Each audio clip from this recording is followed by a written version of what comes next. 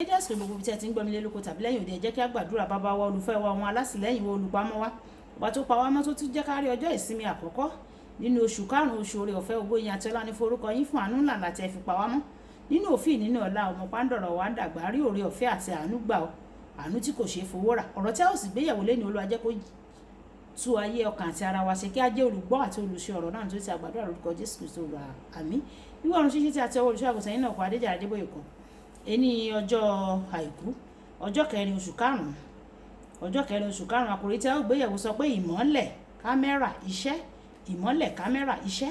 Àmọ́ àkọsórí wa nínú ìwé Jeremáyà orí ìkọkàndínlọ́gbọ̀n ẹsẹ̀ ìkọkànlá, orí Jeremáyà orí ìkọkàndínlọ́gbọ̀n ẹsẹ̀ ìkọkànlá. Nítorí mo mọ ète tí mo ní fún yín ni Olúwa wí, ète láti mú yín lọ́rọ̀ láì pa yín lára, ète láti fún yín ní ìrètí ọjọ́ iwájú.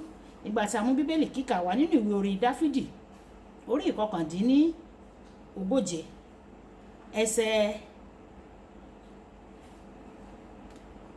ẹsẹ̀ ìkẹtàlá títí di ẹsẹ̀ ìkẹtàdínlógún. Ìwé orin Dáfídì orí ìkọkàndínlógóje ẹsẹ̀ ìkẹtàlá títí di ẹsẹ̀ ìkẹtàdínlógún. Nítorí ìwọ ni ó dá mi o, ìwọ ni ó bò mí mọ́lẹ̀ ní inú ìyá mi, èmi yóò máa yìn ọ́. Nítorí tẹrutẹru àti tiyánú ni ìwọ, nítorí tẹrutẹru àti tiyánú ní iṣẹ́ rẹ, èyí ni ọkàn mi sì mọ̀ dájúdájú. Ẹ̀dá ara mi kò pamọ́ kúrò lọ́dọ̀ rẹ o, nígbà tí a dá mi ní ìkọ̀kọ̀ tí a sì ṣiṣẹ́ mi ní àràbarà ní àìsàlẹ̀ ilẹ̀ ayé. Ojú rẹ ti rí ohun ara mi tí ó wà láìpẹ́, àti nínú ìwé rẹ ni a ti kọ gbogbo wọn sí. Ní ojoojúmọ́ ni à ń dá wọn, nígbà tí ọ̀kan wọn kò tíì sí. Ọlọ́run, ìró inú rẹ ti ṣe iyebíye tó fún mi, iye wọn sì pọ̀ tó. Wàyí ẹ̀tẹ́ tí bẹ̀rẹ̀ jẹ́ láti gbọ́n tí olùṣọ́ àgùntàn yín náà kọ Adéjàre Adébóyè ní fún alẹ́ ní ọjọ́ àìkú. Nígbà tí mo di àtúnbí ní ó lé ní 50 ọdún sẹ́yìn, mo ní ọ̀pọ̀lọpọ̀ ìbéèrè nítorí mo jẹ́ olùkọ́ni. Gẹ́gẹ́ bí Kìrìsìtẹ́nì kékeré, mo ní ọ̀pọ̀lọpọ̀ ìbéèrè, mo sì gbàgbọ́ pé ọ̀rọ̀ mi kò bá sún oníwàásù mi tí mo bá béèrè gbogbo wọn lọ́wọ́ rẹ̀. Mo ní àwọn ìbéèrè bíi: ṣé òótọ́ ni pé Ọlọ́run mọ òpin láti ìbẹ̀rẹ̀? Bí èyí bá rí bẹ́ẹ̀, ṣé ó mọ̀ pé Ádámù àti Éfà yóò jẹ èso kí wọ́n tó jẹ ẹ́? Bí ó bá jẹ́ bẹ́ẹ̀, ó mọ ìparí láti ìbẹ̀rẹ̀. Ó yẹ kí ó mọ̀ dájú pé Ádámù àti Éfà yóò jẹ èso tí a kì í jẹ náà. Bí ó bá mọ̀ pé wọ́n máa jẹ èso náà, kí ló wá dé tó fi gbìn ín? Tí ó bá wá gbìn tí wọ́n sì wá jẹ gẹ́gẹ́ bí ó ti mọ̀ wípé wọ́n máa jẹ, kí ló dé tí ọ̀rọ̀ náà wá fi di bí ìṣòro báyìí? Mo ní ọ̀pọ̀lọpọ̀ ìbéèrè báyìí. Nígbà tó yá, mo yí padà sọ́dọ̀ Ọlọ́run, mo sì sọ pé bàbá, ẹ rí ọkàn mi o. Ẹ mọ̀ pé kì í ṣe pé mo fẹ́ fi ẹ̀sùn kàn yín ni o, kì í ṣe bẹ́ẹ̀ rárá. Mo kàn fẹ́ láti lóye ọ̀rọ̀ yìí dáradára ni o. Ẹ jọ̀wọ́, ṣé ẹ lè dáhùn àwọn ìbéèrè wọ̀nyí fún mi? Nígbà tó yá, mo gba ìdáhùn kan láti ọ̀dọ̀ Ọlọ́run.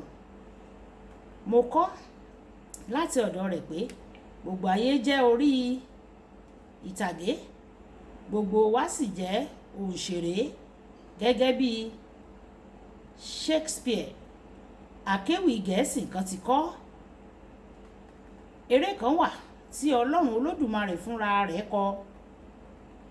Ìdí sì nìyí tí ìwé Hébérù orí 10 ẹsẹ̀ 7 ṣe sọ nípa Jésù pé, nígbà náà ni mo wí pé, kíyèsí, nínú ìwé kíkà tí a gbé kọ nípa ti ẹ̀mí, mo dé láti ṣe ìfẹ́ rẹ Ọlọ́run.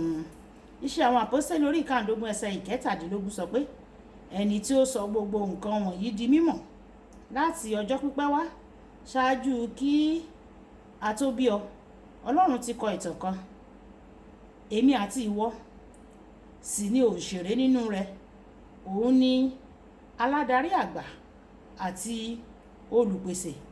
Ó sì yẹ kí a tẹ̀lé ìtọ́nà rẹ̀ láti lè ṣiṣẹ́ dáradára, kí a sì sa ipá wa gẹ́gẹ́ bí a ti fi lélẹ̀ àti gẹ́gẹ́ bí ìfẹ́ rẹ̀. Ó lè fọkàn balẹ̀ pé èrò rẹ̀ fún ọ, fún ayé rẹ, ó dára gidigidi. Ẹsẹ̀ àkọ́sórí wa tòní sọ pé èrò Ọlọ́run sí ọ ó jẹ́ ti àlàáfíà, kì í ṣe ti ibi, láti fún ọ ní ìrètí ọjọ́ iwájú. Olùfẹ́, Ọlọ́run ní èrò ńlá fún ayé rẹ o. Ó sì fẹ́ láti jẹ́ kí ó wá sí ìmúṣẹ, kí o lè ṣe ìgbádùn àlàáfíà rẹ̀ gẹ́gẹ́ bí o ṣe gbọ́dọ̀ tẹ̀lé ìwé náà gẹ́gẹ́ bí a ti kọ nínú ọ̀rọ̀ rẹ̀. Gbẹ́kẹ̀lé àti fetí sí ọ̀rọ̀ rẹ̀. Ó máa mú ọ dé ìparí èyí tí ó dára jùlọ. Kókó ọ̀rọ̀: ògo ń dúró dè ọ́ o. Tí o bá gbé ayé rẹ lé ní ìbámu pẹ̀lú Ọlọ́run, ògo ń dúró dè ọ́. Tí o bá gbé ayé rẹ lé pẹ̀lú ìbámu ti Ọlọ́run, ẹ jẹ́ kí a sọ pé bàbá mi, Ọlọ́run aláàánú, Olúwa fún mi ní oore ọ̀fẹ́ láti gbé ayé mi lé ọ lọ́wọ́, kí n sì lè gbé ní ìbámu rẹ̀, kí ògo rẹ kí ó lè farahàn nínú ayé mi. Fún mi ní oore ọ̀fẹ́. Ọlọ́run yóò sì fún gbogbo wa ní oore ọ̀fẹ́ ní orúkọ Jésù. Olúwàbùkọ́lá Ayákó ní orúkọ mi. Máa bá mi like, máa share, máa comment nípa ẹ̀, kí àwọn ènìyàn kí wọ́n lè jẹ àǹfààní ọ̀run ṣíṣí Yorùbá. Àkú ìsinmi ènìyàn ó dàbọ̀.